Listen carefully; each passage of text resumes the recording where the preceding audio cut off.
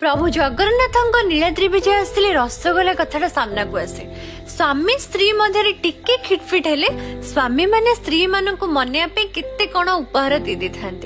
तो प्रभु जगन्नाथ तो एथर पछे नांदे मादल पांजी अनुसार माँ लक्ष्मी को प्रभु जगन्नाथ रसगोला उपहार स्वरूप दे था। तो बेंगल माने यार इतिहास को पर्तुगीज मान सहित जोड़ी कहते पर्तुगीज माने तांकर वाणिज्य घाटी हुगुड़ी चंदन नगर ठारे स्थापन कला परे बंगाली मानक छेनार प्रस्तुति शिखाई।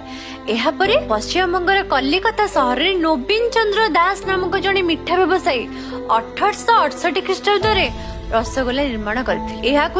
रसगोला को तांकर बोली कहती हेले सेमाने गोटे कथा भूली जाउछन्ती पर्तुगीज माने ओडिशार बालेश्वर में वाणिज्य घाटी स्थापना करथिले।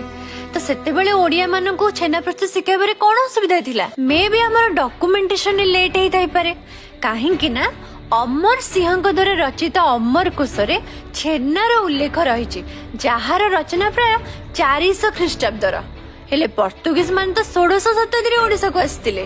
तो एथिर स्पष्ट जना पड़ुछि जे आमको केही भी रसगोला तैयारी करिबा सिखे नांदी। तो आमको ऑलरेडी 14 शताब्दी पूर्व रसगोला प्रणाली जणा थिला। तो एबे मु प्राउडली कहि परिबि कि रसगोला केवल मो जगन्नाथ संस्कृतिर केवल मो ओडिसार।